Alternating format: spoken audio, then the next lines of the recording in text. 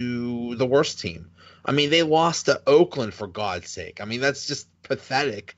So I don't know what to expect from them. They have the potential. The offense is there, and we saw that the defenses can be good enough. And when they had their 6-game winning streak earlier, the defense was pretty good. So it's all going to rest on the defense. I think the offense can be good enough. Hopefully Connor comes back, but they could go to the Super Bowl or lose in one game. It's just a big crapshoot with this team. It is. It's a humongous toss up with this team because it just blows my mind how they will. Why do they every single week they will play up or play down to a team just like they do to New Orleans or Oakland, and then they play up to the Patriots.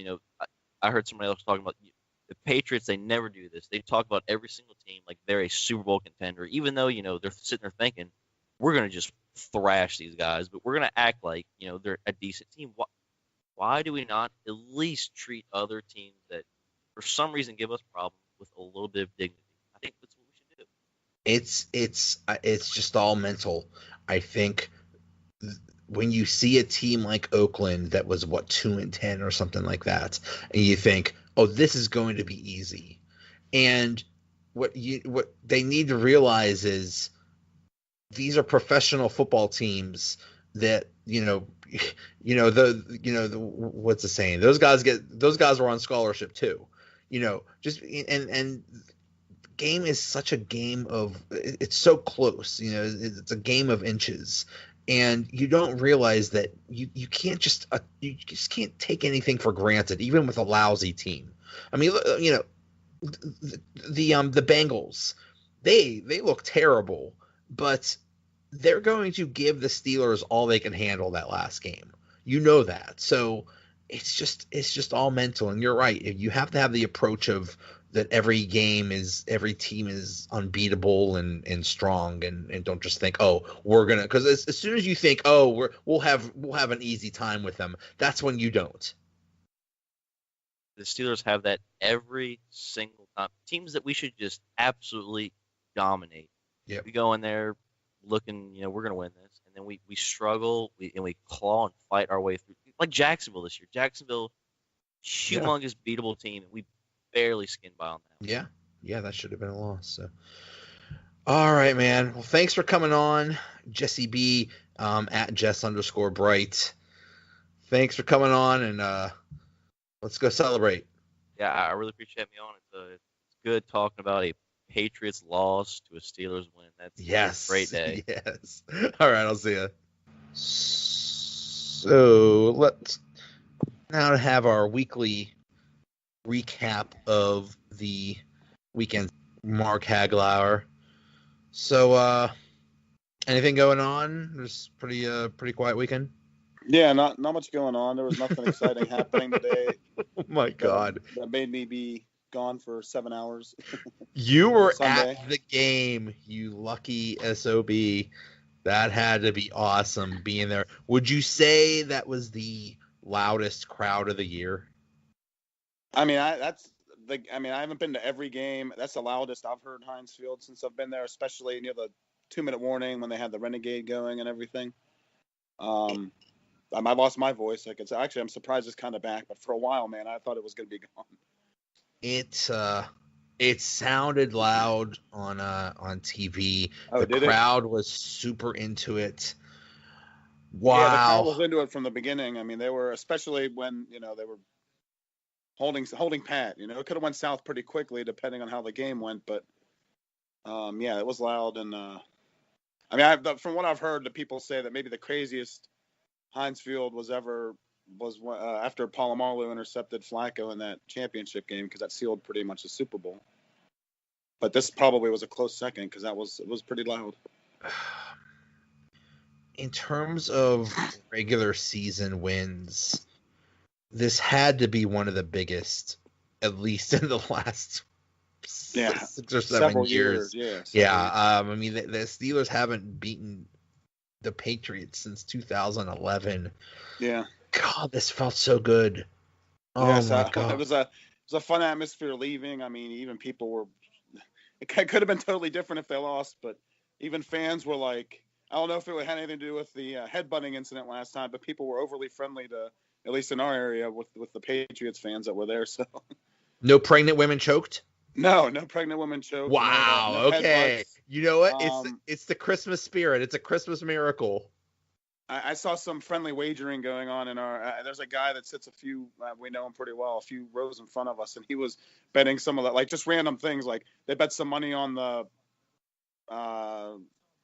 punt that went in the end zone that he thought was going to get overturned. Oh yeah. And then later he was trying to find. He's bet before where like it's like whoever wins gets their hat they have on their head, like things like that. It's pretty funny. Nice. Yeah. Wow. Yeah, it was. I mean, it was huge. It was about as big a win as they've had in a long time. So I asked what was the biggest, was basically the MVP of the game, and basically it was a 50-50 I didn't see that. up between Jalen Samuels and the defense. What to you was a bigger surprise? I mean, I would say they have one of the worst run defenses in the NFL, so I was kind of expecting us to do well. I didn't think he'd do that well. Yeah, but so did Oakland.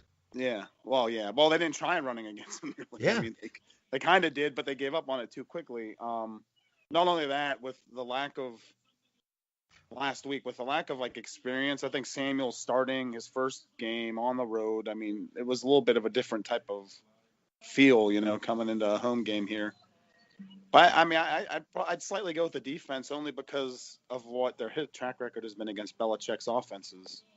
Even though last year they really weren't bad against them, they just didn't do good at the end of the game like they did this year. So let's address that.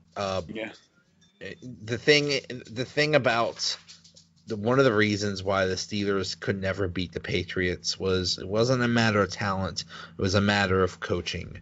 Oh, I always thought that they were always outplanned or outcoached in whatever games, depending on how the game went. Right. I mean, look at last year. They were doing fine, and then of course the Jesse James thing happened, but still, the fourth quarter they basically stopped Gronk for the first three quarters, and then for the last quarter they just whatever they did. There's Gronk ran wild, and I was totally expecting that this time. I was totally expecting, okay, they're going to make adjustments, and we're not going to adjust to them, and we're screwed. They actually matched the adjustments at halftime this year, and that paid off well. They didn't really play that soft. I don't think it, like they have in the last couple losses where they had the lead and they were just like, all right, let's make them make the big play, and then 12 plays later, dink dunk, and then they're in field goal range and get a touchdown. So yeah.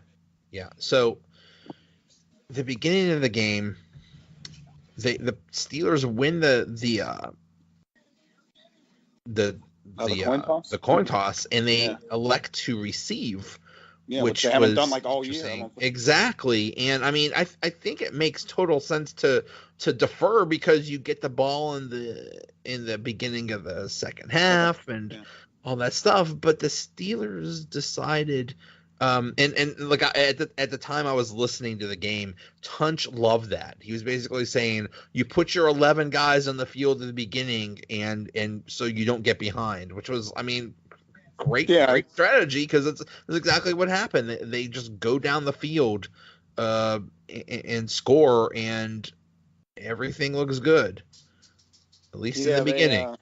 Well, I mean, at first I was like, oh, I'm surprised they did that. But then thinking about it, the Patriots defense isn't spectacular. I mean, they kept us to 17 points as well, but there was a missed field goal, and there was also a couple chances where the Steelers could have really gone up by a couple scores, and they really, for whatever reason, couldn't quite do it.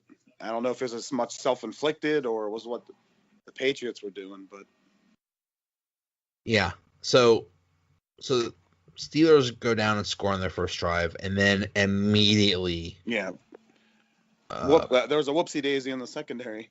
Yeah. I couldn't tell what happened watching the play. I just saw the guy wide open, and I was like, oh, that's not good. You don't get those kind of replays all that easy to see at the game, so it looked like two people went the wrong way or something like that. And I don't know what I don't know what the issue was, but basically you have Artie Burns out there. This is the kind of crap that happens when Artie Burns is out there. Yeah. And I'm not saying it was his fault. I don't know whose fault it was, but yeah, I saw that on like the Twitter sphere. They said people were saying that we may not know whose problem it was or who caused that, but Burns after that, I don't know if he was out the rest of the game, but he was definitely not. I think he was immediately benched, at least temporarily. Okay, explain something, because as I'm looking at TV and they have the playoff picture. Oh, I'm seeing the playoff picture. Yeah.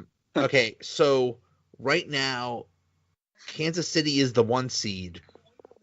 Over the Chargers, yeah. Houston's the 2 seed, so Houston would be San Diego. I'm sorry. Yeah, Los Angeles or Los Orange County or wherever they're at this week. The Chargers are are a wild card, and they're 11-3. So you mean to tell me a 13-3 team can be a wild card team? How crazy! And then go to like, I don't know, Pittsburgh or something like that. Pittsburgh might be the worst division winner, and like that's crazy. Yeah, I know. You got to win your division. That's gone against the Steelers, I think, or the Ravens in the past when they both had pretty good records. I believe I remember. I don't know who we had to play once on the road, but we had a much better record than them that year. And it's just silly. It makes sense because that gives you the benefit of winning your division, but it rarely happens where that. It happens maybe every few years, every couple years. Yeah, I think, but yeah. The thought of that's kind of crazy. When they scored that quickly, I lost it. Did you? I just something snapped in me, and I said, I just got tired of the defense. Yeah. Week after week, year after year, they were. I mean, when you think of the Pittsburgh Steelers, you think defense for the past basically. Yeah, up until almost 50 years. All retired. Up until they were all retired. Right. And it's just so pathetic that, we have to win games in shootouts and crap like that. So they started out great, but I mean, hey, I'm sorry. I'm sorry. For 1 week, I'm okay with Keith Butler. Whatever. Yeah, right. He's off the hot seat temporarily. Yeah. Same with Tomlin. They came out ready. They were definitely ready for this game. The problem was they might have been ready for this 3 weeks ago. No, maybe. The Fire Tomlin crowd took a loss today, and that's a crazy thing. It's how do you lose to Oakland and beat New England? I know. And then the Bengals beat Oakland today. Oh yeah, Oakland's crap. Oakland is trash. Well, it was funny. It sounded like you're ready to Rocky Blyer the Steelers after that touchdown. Oh yeah, give them the whole. I think at one point I said I'm done. I'm done. The way he said it. Yeah, I love that whole Rocky thing. But anyway, that's great. Yeah. It got slightly tense there, and the way we moved the ball down the first drive, I was pretty confident we were going to get more points than we ended up getting. I think there were some drives that we kind of stalled, and maybe some play calling could have kept the drives going, especially a couple 3rd and 2s when we were running the ball so well that they ended up passing. And I'm like, how do you not put Samuels back there and Nix, and you're going to get a couple yards against this defense? But Samuels ended up with what, like 140 or something? I just don't. Jalen Samuels ended up with 142 yards on 19 carries. Yeah, that was like an insane high per average. Yeah. So kudos to him too. I mean, and who saw that coming? This is the guy that did not run the ball. He didn't run the ball in college. Yeah, I mean, that's not. Again, I don't think it was necessarily because of what he could or couldn't do. It was just whatever offense he played in. He probably was primarily the second or the receiving back. Right. He did good. I thought they'd be successful. I didn't think he'd be that successful. I thought they'd be like, 70, 80 yards, not like last week, which was like 20 yards or something. But 140, I mean, man, he came out and balled out. And